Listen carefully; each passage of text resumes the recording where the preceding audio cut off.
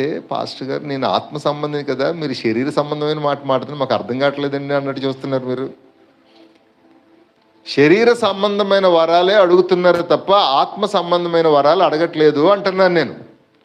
దావీదు ఆత్మ సంబంధమైన వరాలు అడిగి ఆత్మలో వర్ధిల్లుతూ శరీరంలో కూడా బహుగనుడైపోయాడు. అంటే మనం ఏది అడిగితే దేవుడు బాగా స్పందిస్తారు? ఆత్మ సంబంధమైన వరాలు మీరు అడగండి. మీరు ఇలా అడిగారా? ఎప్పుడైనా ఇలా అడిగారా? ప్రభువా నాకు ఒక వరం ఇవ్వండి, నేను యథార్థంగా ఉండాలి ప్రభువా. అడిగారా ఇది మాట? ప్రభువా నాకు యథార్థతతో నన్ను దీవించి ప్రభువా, యథార్థతతో నన్ను దీవించి. యథార్థవంతులు దేవుడు వర్ధిల్ల చేస్తానన్నారు. అక్కడ విషయం చూసారా? అంటే ఆత్మ సంబంధమైన వరమును అడిగి శరీరములో కూడా మీరు గనులుగా ఉండాలంటే